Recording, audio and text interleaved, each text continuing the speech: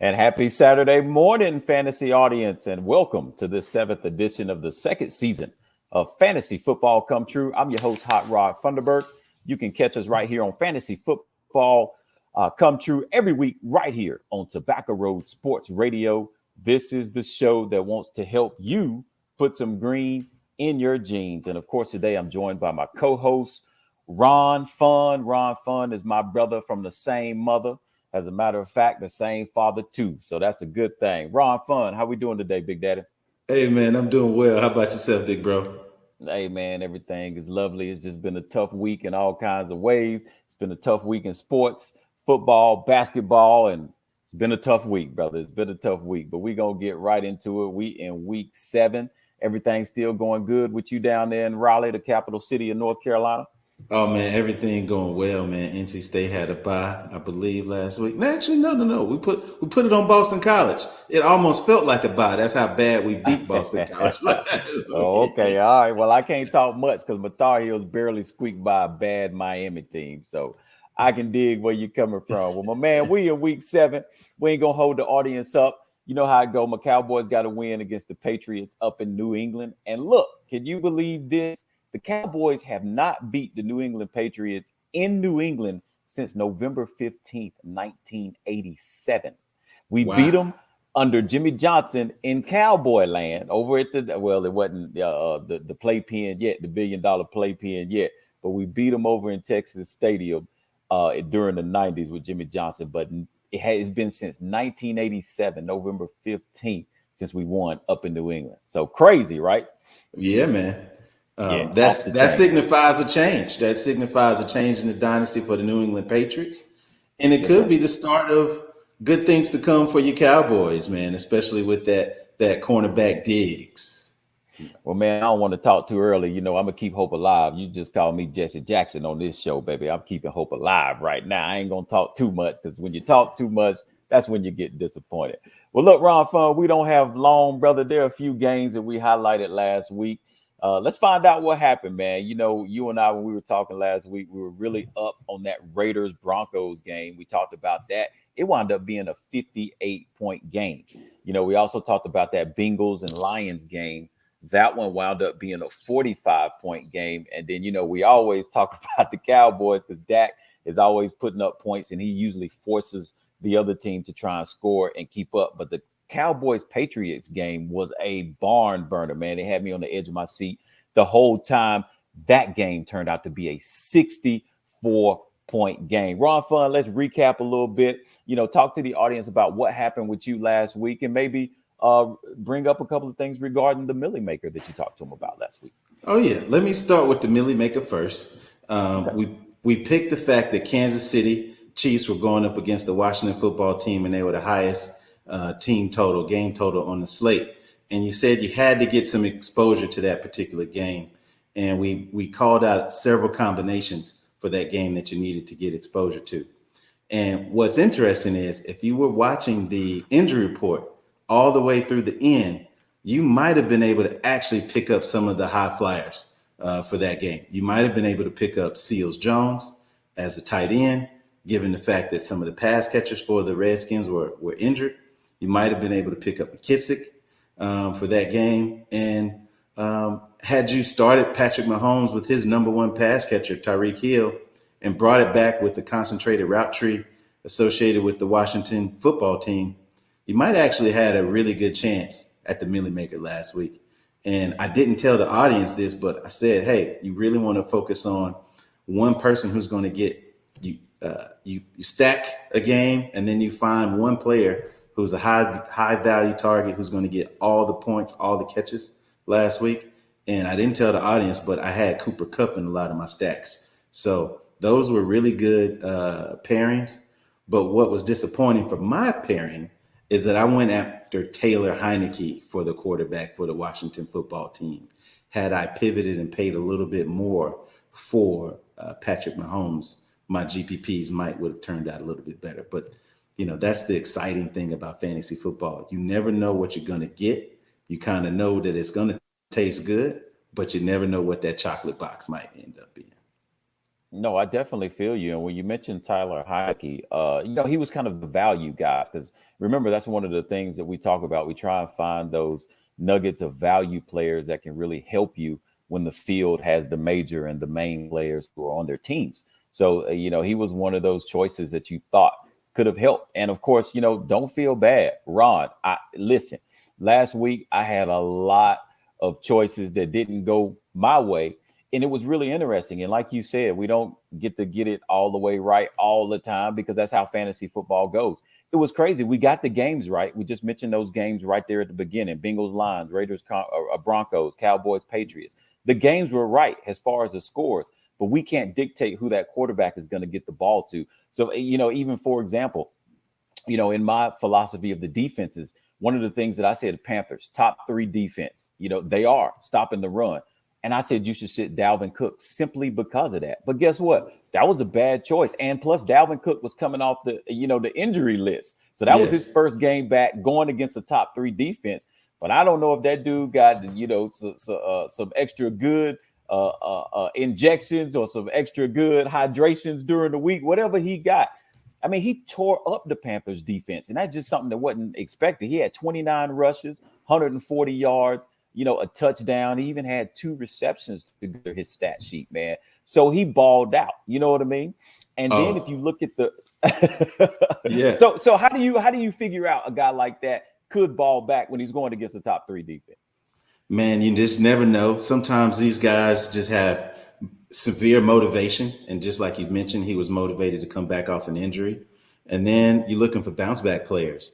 I mentioned to the show last week that Adam Thielen was the number 1 bounce back player last week. And if I didn't mention it on the show, it was definitely on the website. That's why you got to get people to our website where we just put our picks. It's very simple. I put my picks. I put my guys that are bounce back players. And if you just go to cometruenetwork.com, you would have saw last week that Adam Thielen was my only bounce back player of the week last week. And Adam Thielen did his thing last week. So you got to go to the website in order to also see some of our deeper analysis that we share with folks, because we can't get it all in on this short radio show. Yeah, we only have, just a few minutes, less than just right at under a half an hour. And even moving with that, Ron, that Raiders Broncos game, still a good game. We called the right game. It was a 58-point scoring game. However, Derek Carr spread the ball around. Teddy Bridgewater spread the ball around. But I did say Teddy Bridgewater should have a good game against, that Raider defense, especially with what happened with John Gruden. And of course, Teddy Bridgewater, he did well. He did. 334 yards, 3 touchdowns. Of course, he got a little injury. He got a little banged up in that game. And but he did a great job. So he was one of the guys we did get right. And then, of course, you look at the Bengals Lions that we talked about. Joe Mixon had 18 carries, 94 yards. And then, of course, Joe Burrow had 271 yards and 3 TDs. So that was another game we got right. And then you already know what time it is when you talk. You said it last week.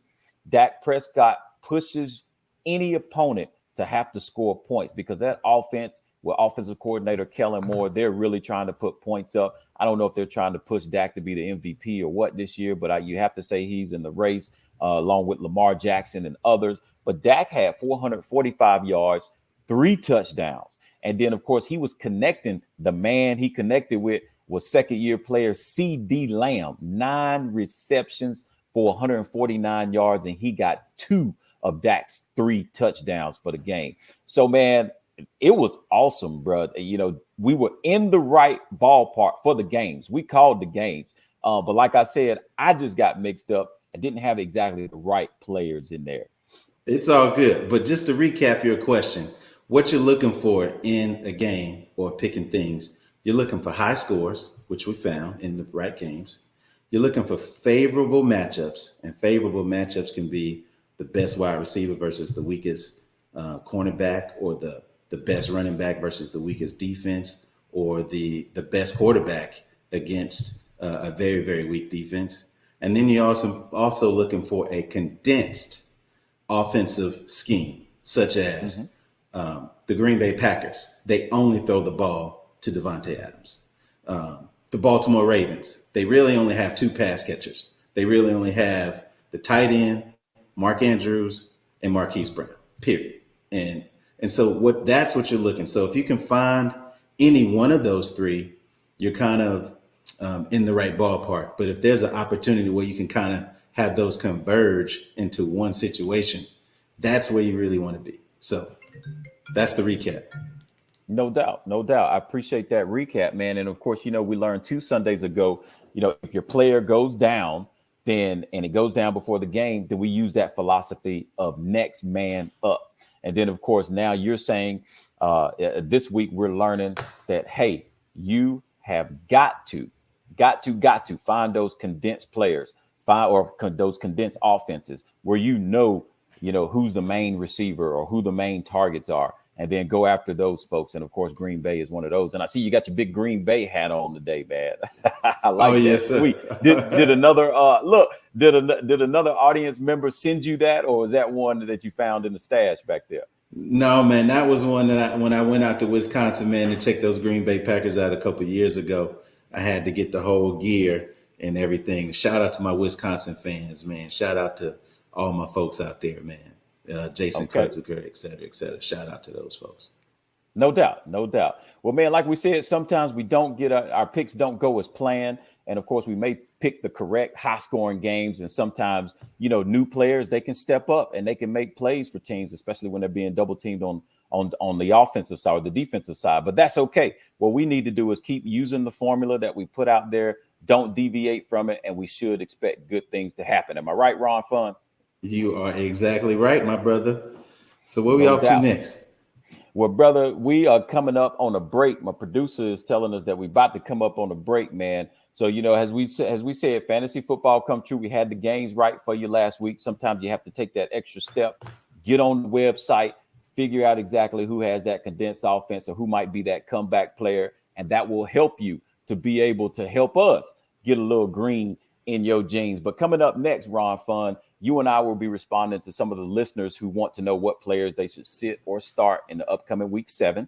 And that's going to be coming up in our sit 'em or start 'em segment. But first, we're also going to be giving the audience our take on this upcoming week of fantasy football competitions, what games we think should be live. And that's going to be next, coming up on Fantasy Football Come True right here on Tobacco Road Sports Radio.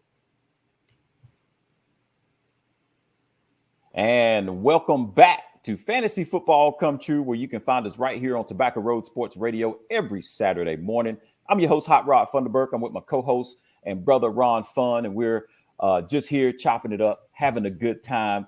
And of course, Ron Fun, before we take a look at this week's matchups, are there any other nuggets that you want to drop on our fantasy audience, or should we just keep on rolling and maybe we'll drop something for them a little later?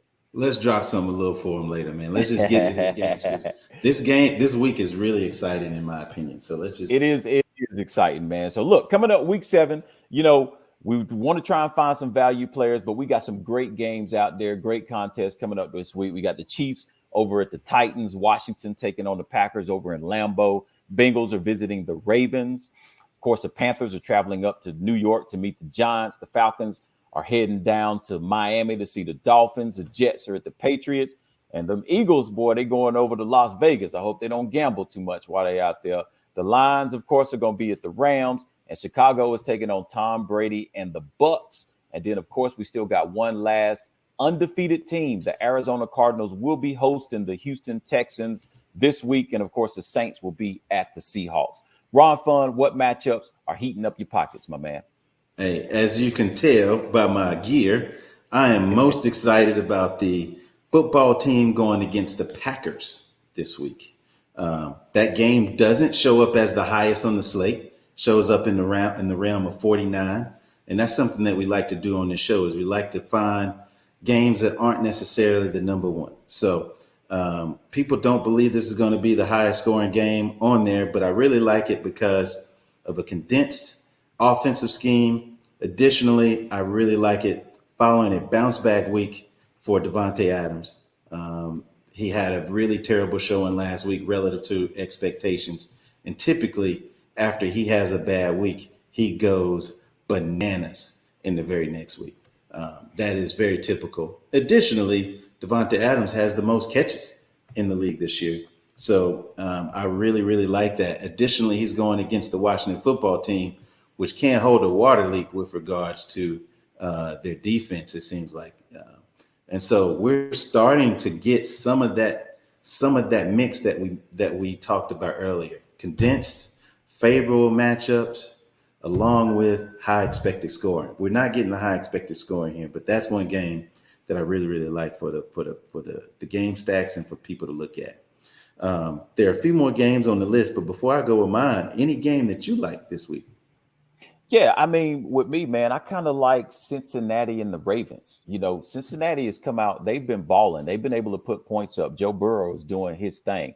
And of course, we know all about Lamar Jackson. He's box office, he's Showtime, baby. He gonna give it to you. And in every game, the Ravens have put up 31 points. Easy, every game. So with Lamar Jackson doing his thing, Cincinnati gonna have to keep up with him. Not only that, it's a divisional game, man.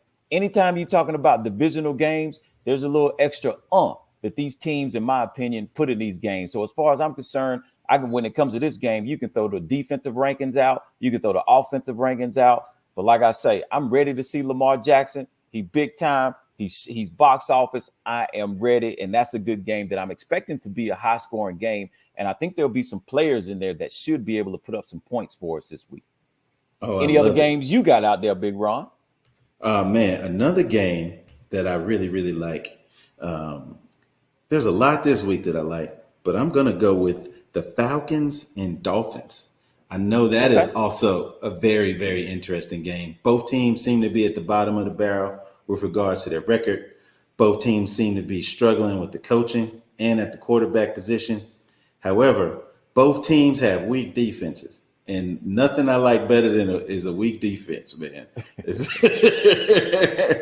And so with that being said, the Dolphins are really terrible against the run defense. They're terrible against the pass defense. And so I think that game has opportunities that we're missing out on. Additionally, a lot of the pass catchers in that game are really cheap. For example, Waddell, the number one pass catcher for the Miami Dolphins, he's only 5,600. 5,600 going up against a weak defense. That's actually pretty interesting. Ridley, Calvin Ridley, he is supposed to be the number one pass catcher for the Atlanta Falcons. He's also only 6,600.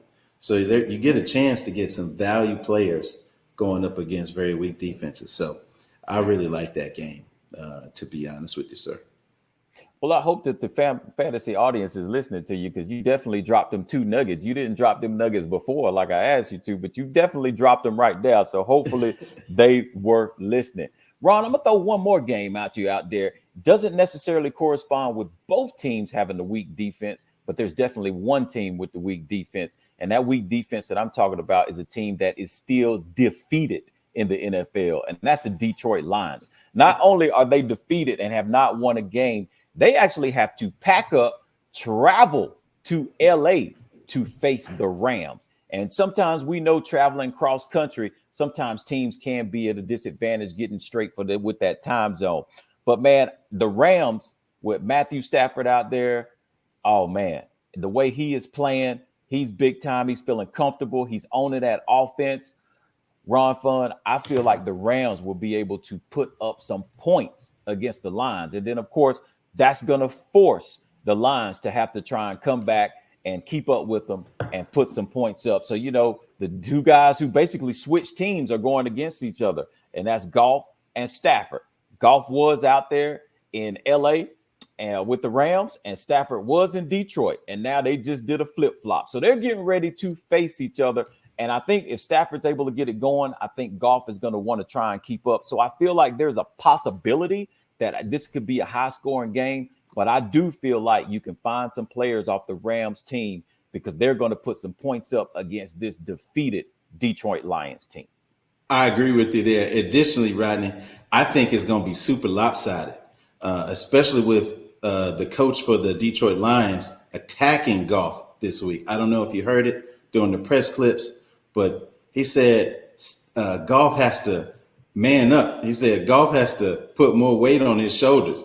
And I said, ooh, that right there It either challenges your manhood or it makes the locker room break down really fast. And I think it's the latter. That locker room is about to break down real fast. Oh, you might be right. But they knew what they were getting when they brought Goff over. You know what I mean? And if they didn't, they should have done the research a little better. But they made the trade. Stick with your man. You better figure out what kind of quarterback personality you got, and you better stroke it and caress it and build it up, because that's what it's all about, or you will lose the team. That's for sure. But Ron Fun, we got to move on. The segment is getting tight. We're going to move over to this start 'em or sit 'em segment. So this is the show where we want to try and answer some questions for some listeners. And we've got an email here that came in from, looks like, Valdez Wellborn. Valdez says, Ron Fun, I'm going to ask you this first one. And looks like you're going to be able to answer this one pretty easy, Ron Fun. The Green Bay Packers are playing the Washington football team. Do you start or sit Devontae Adams since he had such a bad game last week? Oh, man, give me something a little more difficult. Mr. Valdez, was that? Yeah. give me a little more difficult than that. Start him. Move on. Lock button. Don't ask questions. No doubt. Okay, they start him. He's a lock. No questions. All right, cool. No questions. All right, let me go to the next one here, Big Ron Fun. This one here is coming from Jonathan Latham. Jonathan says, wide receiver for the Eagles, Devonta Smith. Do you start or sit him? Ooh, that one's a good one. That one's a little more controversial given the fact that the Eagles have had a struggle this year on offense. They struggled as a team.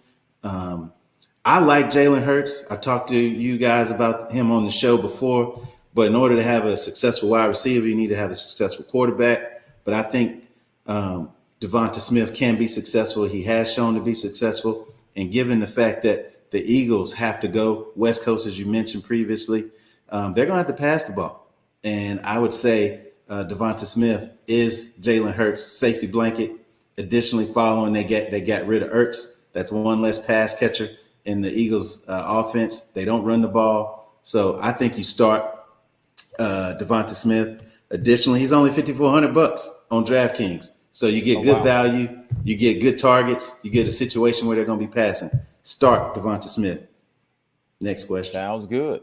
And then we got one more email from a Todd Jones. Todd Jones says he's a big Panthers fan. Panthers running back, Chuba Hubbard. Do you start or sit him? You got to start him. He's 6,100. The Panthers said that McCaffrey's out for 3 weeks. They put him on IR. So that means he's at least going to be out for additional 3 weeks. One more thing. Matt Rule came to the press this week and said the one thing that they haven't done is run the ball. And he said they are going to run the ball this week against the New York Giants. And the New York Giants don't seem to be very strong against the run or the pass, given how trashy they played last week against the Rams. I look to believe the coach of the Carolina Panthers. I say you start Chuba Hubbard for 6,100. If we have time, actually, I got a couple for you, Rob. Okay. So Juan Davis asked about Jamar Chase, because the reason he asked about Jamar Chase is his youngest son is named Chase. So he said, hey, what do you do with Jamar Chase? No, well, look, Jamar Chase is a great name, one of the best names in the world. Matter of fact, one of the best names in football. And if you hadn't had the opportunity to see any film on Juan Davis' son, I know who Juan Davis is. Man, his son is the real deal. He's coming up. Chase, he is the man. But Jamar Chase, wide receiver for the Cincinnati Bengals. Jamar Chase is what you should be a bounce back player. To me, he had a decent game last week, but he didn't have the game that I expected him to have last week.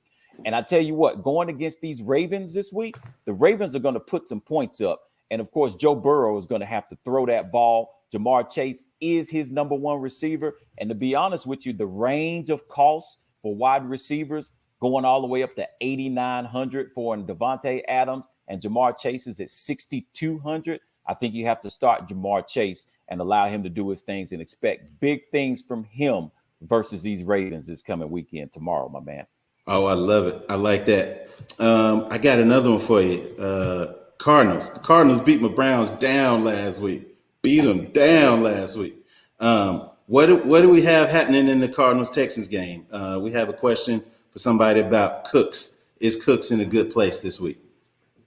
Okay, Cooks is the wide receiver for the Houston Texans. Yes, They're playing sir. the Cardinals. Don't feel bad that they beat your boys down. The Cardinals beating everybody down. It's called being undefeated. That's what they do. So don't even sweat it. You know what I'm saying? They whip everybody. So don't even worry about it. The only thing you can do with the Cardinals is try and keep up with them because they high power. Now, that's a good question. Brandon Cooks, wide receiver, he's actually pretty cheap. He's $6,000. But check this out. He's 13th in the league in targets.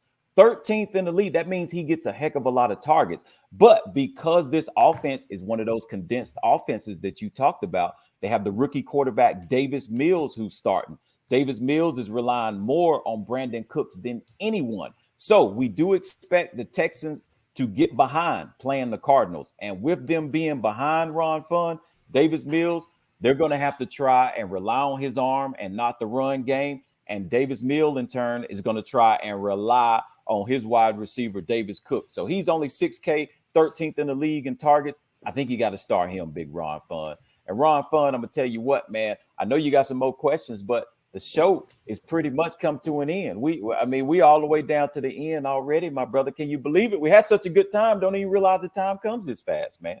Yeah, man. Time flies when you're having fun, man. I enjoy this segment every week doing this with you, man. Yes, Looking sir. forward to many more. I do too, man. Yes, sir. I do too. And it's always good to see you. Well, fantasy ballers out there, we've reached the end of our show. But if you ever need to get in touch with Ron Fun, let them know how they can get you and what they need to do to talk to you. All right. One, thanks for all the listeners that have reached out to us and are still watching this particular show. I would love for you to subscribe on YouTube, on our YouTube channel. Please hit the subscribe button. That'd be great for us long term and short term. And the best way to reach me is through Twitter or Instagram with the handle @RonFun, @RonFun on any major social media platform. No doubt. Appreciate you, Ron Fun. And of course, everybody knows they can catch me right here on Tobacco Road Sports Radio, doing shows all day with Desmond John, doing our thing. So on behalf of my co-host, Ron Fun, I'm your host, Hot Rod Funderburk. Make sure you tune in next week to another edition of Fantasy Football Come True right here on Tobacco Road Sports Radio. This is the only fantasy show that wants to see you put money in your pocket.